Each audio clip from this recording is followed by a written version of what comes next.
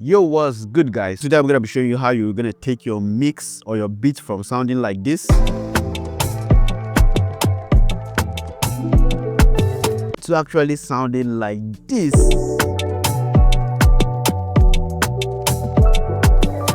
Without wasting time, let's go right into our DAW and get these beats mixed. So I've taken out all the plugins I used on it and just left it to be just the sound selection. Then I play with the beat and you just hear how the beat sounds with just the sound selection. Then I go into mixing it so you guys can see that sound selection is very, very important.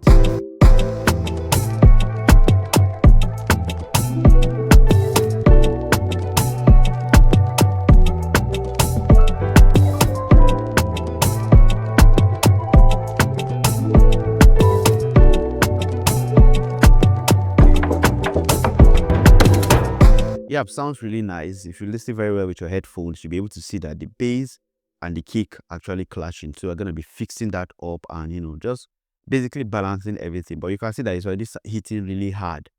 That's because sound selection is very, very important. So make sure you spend time selecting the right sound. So when you get into the mixing phase, you are just like you're doing nothing or basically just doing little to get that hard hitting mix you are after. So I'm just gonna solo the drums. Have this.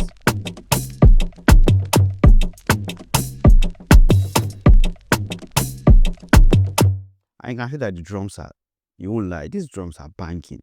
The kick is hitting really hard. So what I'm gonna do first is just go to my master and just put in my soft clipper. So why I put the soft clipper is just so, as the name implies, soft clipper. So it stops the whole thing from clipping. So on my master, and once I hit play, let me just turn this off. You can see we are going above this 0 mark. So with the soft clipper turned on, you can see it just keeps it below this 0 mark. So for me, I just love to increase the threshold,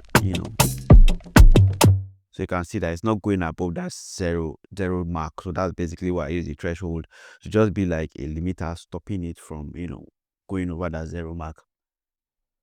So with that, so I'm just going to go over the drums. So you can see for my kick, I've actually selected a very nice kick, a very punchy kick, and it's on insert 6. So I'm just going to rename this, then the next in it. So let me just solo the kick.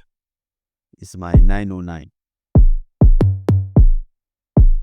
And basically this 909 has lots of low end. So it's on our insert 9. Yeah, so with this 909, because of the low end it has, it might clash with my bass. So I'm just going to take out some of those low ends. Yeah, so let's just cut it. And I want to just use a very steep cut. So I have this. Yeah, I prefer that. Yeah, you can still feel, the heat, but, I've taken away some of those low end to actually give the bass, a lot of space. So then next we have this percussion. And I feel like this percussion is actually just, scattered around. So I'm just going to tame it. So let's rename this and call this sparks. So smack attack is actually just going to tighten it. So let's just listen. So when it's too much, we have this. It has taken away all the transient, it has taken away the groove. So I'm just going to put in a little, let's say like 50%. Let's see 50%. I'm just going to reduce the sensitivity knob, just reduce it a little bit. And you can see from the image what the sensitivity knob is doing. It's just trying to, because when it's turned on, you can see how it has cut all the whole transient, all this top is cut off. So but with this sensitivity knob, you just set the level that you want it to cut. So and yeah, the percussion has some low ends too. So I'm just gonna use my EQ to cut some low end off it. So just take out some low end from it. So you can see all I'm trying to do is just create space in that low end, because the low end can easily get muddy. So you just need to create that space in the low end for your kick and your bass to sit really well on that low end. So yeah, so without this effect to this, and I think I can bring down the gain a little bit, just bring down the output. Let's remove 2 dB. not bad. So now I can bring in my bass, just put in my bass to see how the bass and this kick, are communicating. So let's bring in our bass, and we have this groove for the bass.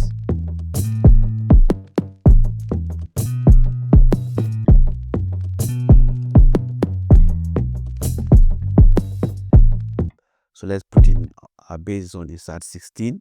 Let's rename this to bass. And the bass, what I'm going to do is just to sidechain. So basically, what I'm always doing with my kick and my bass is just sidechaining it.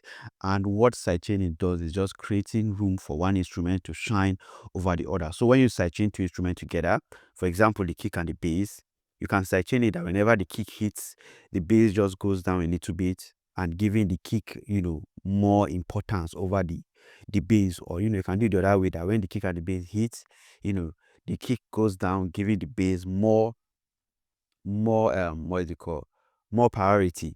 But it's mostly the other way around. The kick is always the main thing and the bass always going down. So that's what I'm gonna do. I'm gonna make the bass go down for the kick to shine by side chaining.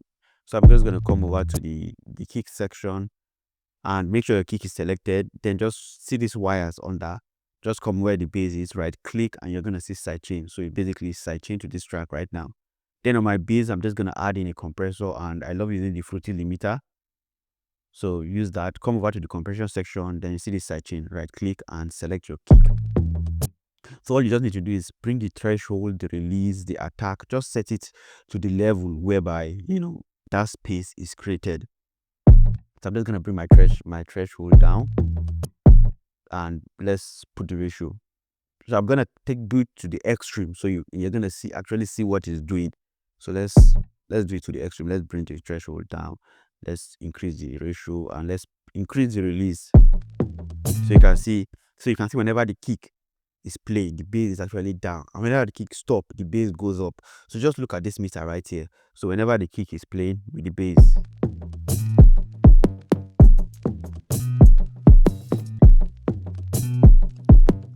so that's to the extreme. So you can basically see what it's doing. But we're just going to put it in such a way that it's not that extreme. So we're just going to increase our threshold, reduce our release, and reduce the release.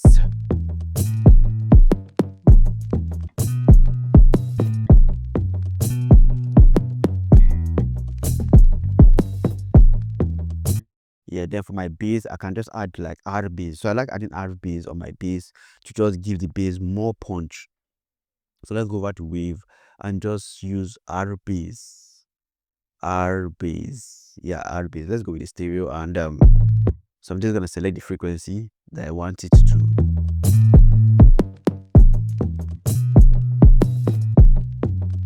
So without these two stuff I've added, let's just so you can see that it has put the bass where it's the bass supposed to be. So let's go to our mixer right now and load in like Fruity EQ, and you can see where the bass is, right? Let's go to our kick, and let's use our EQ to see where the frequency where our bass is on the frequency spectrum. So you can see where the kick is. Yep, so basically where I want it to be. So the next thing, let's go over to our snare. So we have, and for my snare, I think I like it, but I think I'm just gonna use my EQ. So let's rename this, call this snare 1 and snare 2. So I think I'm just gonna use my EQ on both of them just to take out those frequencies. The same thing for my other snare, just use my EQ. So just take out some. So the next thing we have on that percussion,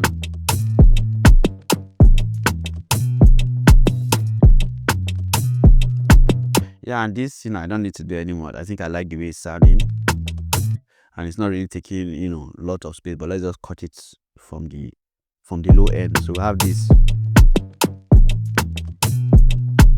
then we have this percussion. So this also has some some transient that I don't want. So I'm also gonna cut out those transient, and you know what I'm gonna use now, smack attack. So let's just cut out those. I'm just gonna drag in the smack attack from here.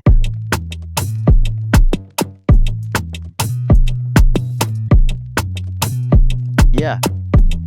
And let's see with our EQ, let's see whether it's taking any frequency. Yeah, so it's gonna be clash on the bass there. Nice. So we've settled our drums. We've gotten our drums to be where we want it to be, sounding amazing. So yeah, nice. So the next thing we can go to hearing how our chord is gonna sound on this.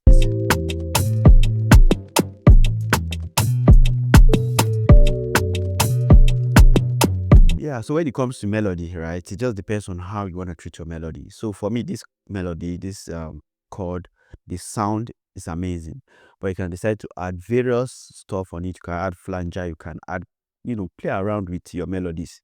So that depends on what you as a producer want. You can decide to leave it like this. So you could decide to add like, mother melody, for example. I'm just going to use that as an example.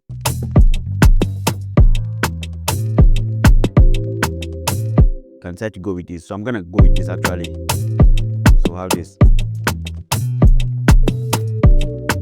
So you can add an our EQ to make sure that it's not, so you can see where it is in the right spot, not clashing with our bass, not clashing with our percussions. It's just in the middle there. Perfect. So yeah. Then we have this vocal sample. Big shout out to Nize. This is vocal sample. So we have this. So this is the vocal. Like I just decide to just use my EQ, give it like, take out some of the highs.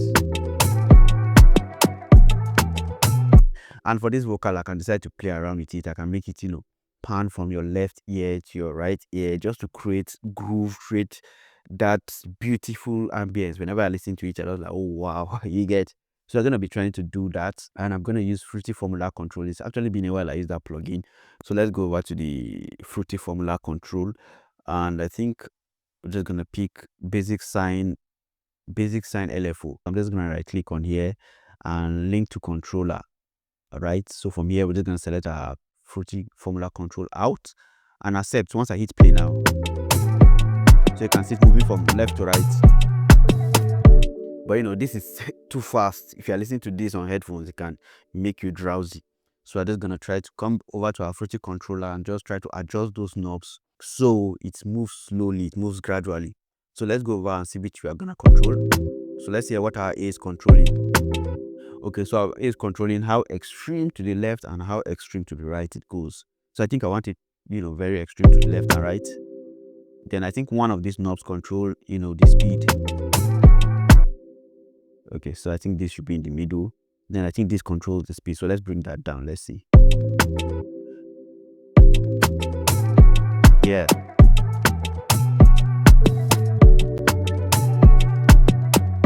Yeah, perfect. So you can see how it's moving from the left to the right, just creating that beautiful feel. Anybody that's listening to it will be like, oh, wow, amazing. So yeah, so that's one way you can just use your vocal sample, play around with it. So we have that movement. And let's see what this is playing.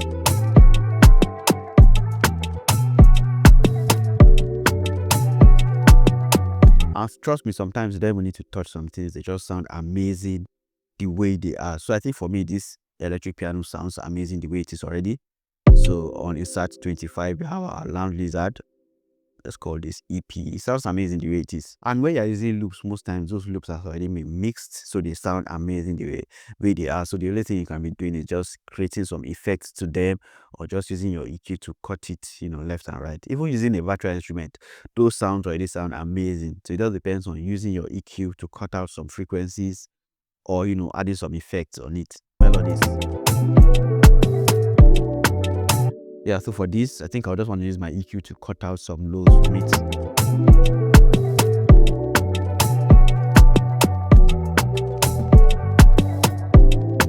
Nice.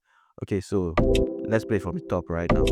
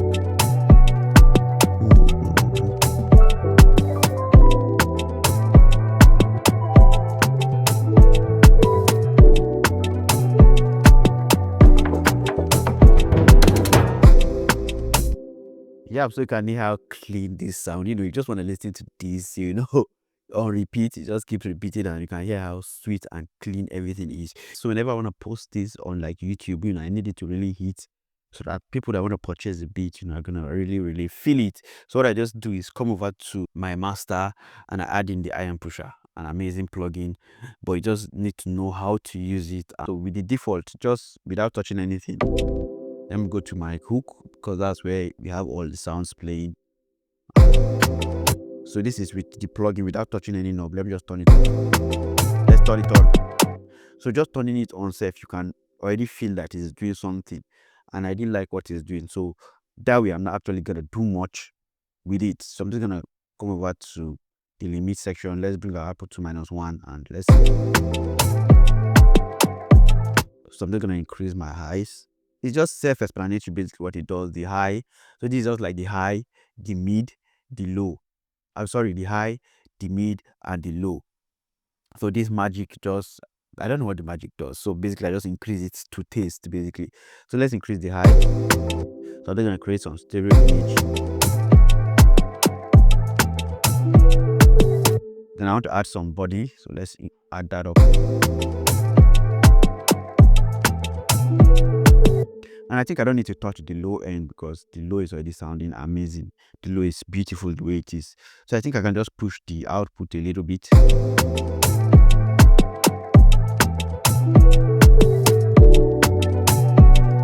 So let's increase the magic and see what the magic is gonna do.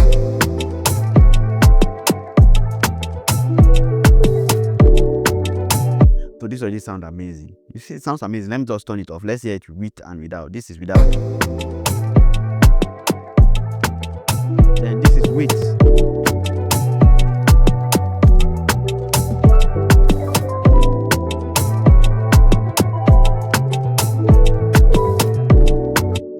Sounds amazing. Sounds amazing. So you definitely, want to go practice more. Trust me, guys, because practice makes perfect. The more you practice, the more your ears get to open, the more you get better at what you do. So basically, this is just what I do. I've decided to create a dedicated video just to show that. So I hope you got something. If you did, man, don't forget to hit that subscribe button, turn on the bell notification, so you get to know when next I post, because I always post amazing stuff. And if you're to join the Patreon, the link to join the Patreon is going to be in the description of this video. Just click on the link and you'll be like, what's in the Patreon? Amazing stuff in the Patreon. FLPs, one shot, packs, amazing stuff basically are available on the Patreon. So you definitely want to be a part of the Patreon. Thank you guys for watching, and see you guys in the next video. Peace.